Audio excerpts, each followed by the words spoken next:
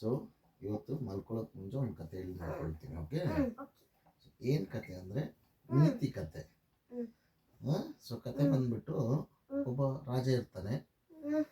ರಾಜ ಹೆಂಗಿರ್ತಾನಂದರೆ ತುಂಬ ಯುದ್ಧ ಮಾಡಿ ತುಂಬ ಜನರನ್ನು ಸಾಯಿಸ್ಬಿಟ್ಟು ಏನು ಅವನು ಸುಮಾರು ದುಡ್ಡು ಒಡವೆ ಎಲ್ಲ ಕೂಡಿಟ್ಕೊಂಡಿರ್ತಾನೆ. ಸೊ ಕೂಡಿಟ್ಕೊಂಡಿರೋ ಟೈಮಲ್ಲಿ ಅವನಿಗೆ ಪಾಪ ಪ್ರಜ್ಞೆ ಅನ್ನೋದಂದರೆ ತಾನು ತಪ್ಪು ಮಾಡಿದ್ದೀನಿ ಅನ್ನೋ ಥರ ಕೊರಗು ಸ್ಟಾರ್ಟ್ ಆಗಿಬಿಡುತ್ತೆ. ಕೊರಗು ಸ್ಟಾರ್ಟ್ ಆದಮೇಲೆ ಅವನು ಏನು ಮಾಡ್ತಾನೆ, ತಮ್ಮ ರಾಜ್ಯದಲ್ಲಿರೋ ಎಲ್ಲ ಮಂತ್ರಿಗಳನ್ನೆಲ್ಲ ಕರೆಸಿ ಕೇಳ್ತಾನೆ, ನಾನು ತುಂಬ ದೊಡ್ಡ ದೊಡ್ಡ ತಪ್ಪುಗಳನ್ನ ಮಾಡಿಬಿಟ್ಟಿದ್ದೀನಿ, ಅದಕ್ಕೆ ಏನು ಮಾಡಿದರೆ ನನ್ನ ಪಾಪ ಸ್ವಲ್ಪ ಪರಿಹಾರ ಆಗುತ್ತೆ ಅಂತ. ಆವಾಗ ಒಬ್ಬ ಮಂತ್ರಿ ಹೇಳ್ತಾರೆ, ಇಲ್ಲ ಸ್ವಲ್ಪ ಜನಕ್ಕೆ ಊಟ ಹಾಕ್ಸಿ, ಆವಾಗ ನಿಮ್ಮ ಪಾಪ ಸ್ವಲ್ಪನಾದರೂ ಕ್ರಮೇಣ ಕಡಿಮೆ ಆಗುತ್ತೆ, ಅದು ಸ್ಪೆಷಲಿ ಬ್ರಾಹ್ಮಣ್ಸ್ಗೆ ಊಟ ಹಾಕ್ಸಿ ಅಂತ.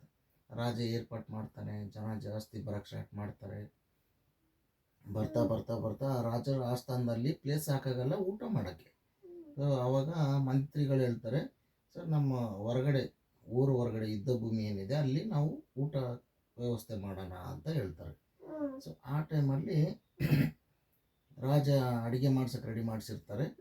ಆ ಟೈಮಲ್ಲಿ ಒಂದು ಈಗಲ್ ಬಂದ್ಬಿಟ್ಟು ಅದು ಬಾಯಲ್ಲಿ ಕಾಲಲ್ಲಿ ಇದು ಹಿಡ್ಕೊಂಡು ಹೋಗ್ತಾ ಇರುತ್ತೆ, ಏನಂದರೆ ಸ್ನೇಕ್ ಹಿಡ್ಕೊಂಡು ಹೋಗ್ಬೇಕು. ಸ್ನೇಕ್ ಬಾಯಿಂದ ಒಂದು ಡ್ರಾಪ್ ಪಾಯ್ಸನ್ನು ಎಲ್ಲಿ ಬೀಳುತ್ತೆ, ಊಟದೊಳಗಡೆ ಅಡುಗೆ ಮಾಡೋದ್ರಲ್ಲಿ ಬೀಳುತ್ತೆ.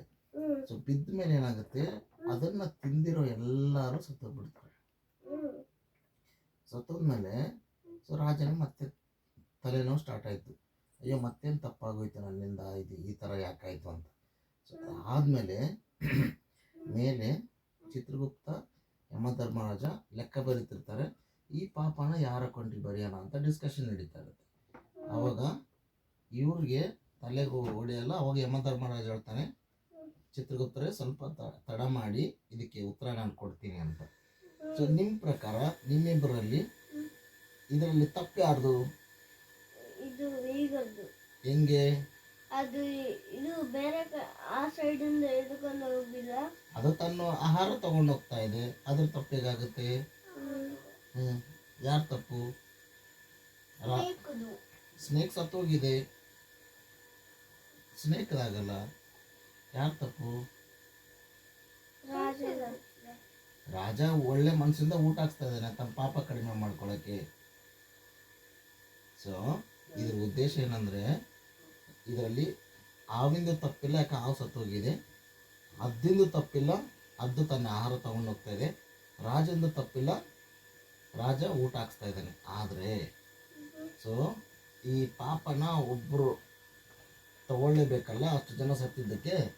ಅವಾಗ ಏನಾಗುತ್ತೆ, ಒಂದು ಆ ಎಂಪೈರ್ ಏನಿದೆ, ಆ ಸಾಮ್ರಾಜ್ಯದ ಹೆಬ್ಬಾಗಿಲಲ್ಲಿ ಒಂದು ಹೆಣ್ಮಗಳು ಹೂವು ಮಾರ್ಕೊಂಡು ಕುಂತಿರ್ತಾಳೆ. ಹೂವು ಮಾರ್ಕೊಂಡು ಕುಂತಿರ್ಬೇಕಾದ್ರೆ ಅಲ್ಲಿ ಬೇರೆ ರಾಜ್ಯದಿಂದ ಬ್ರಾಹ್ಮಣ್ಸರು ಊಟ ಆಗ್ತಾಯಿದ್ರು ಅಂತ ಕೇಳಿ ಬರ್ತಿರ್ತಾರೆ.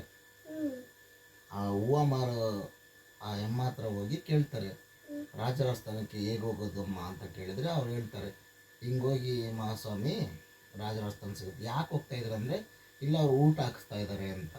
ಸೊ ಅವಾಗ ನಿಲ್ಲಿ ಮಹಾಸ್ವಾಮಿ, ಅಲ್ಲಿ ಹೋದರೆ ರಾಜ ಊಟದಲ್ಲಿ ವಿಷ ಹಾಕಿ ಬ್ರಾಹ್ಮಿಣ್ಸ್ನ ಸಾಯಿಸ್ತಾನೆ, ನೀವು ಹೋದರೆ ಸಾಯ್ತೀರಾ ಅಂತ ಹೇಳ್ತಾಳೆ. ಆವಾಗ ಚಿತ್ರಗುಪ್ತ ಹೇಳ್ತಾನೆ, ಯಮಧರ್ಮರಾಜ ನೋಡಿ ಏನಿಲ್ಲ, ಎಷ್ಟು ಜನ ಬ್ರಾಹ್ಮಿಣ್ಸ್ ಏನು ಸತ್ತಿದ್ರು ವಿಷದ ಊಟ ತಿಂದು, ಅವ್ರದ್ದು ಪಾಪದ ಕೊಂಟು ಈ ಅಮ್ಮನಿಗೆ ಬರೀರಿ. ಯಾಕಂದರೆ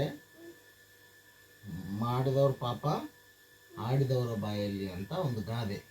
ಸೊ ಇದರಿಂದ ನಾವು ತಿಳ್ಕೊಳ್ಳೋದೇನು, ಬೇರೆಯವ್ರು ಏನೇ ತಪ್ಪು ಮಾಡಿದ್ರು ನಾವು ನಮ್ಮ ಬಾಯಿಂದ ಆಡಿ ಆ ಪಾಪನ ನಮಗೆ ತಂದ್ಕೋಬಾರ್ದು. ಓಕೆನಾ?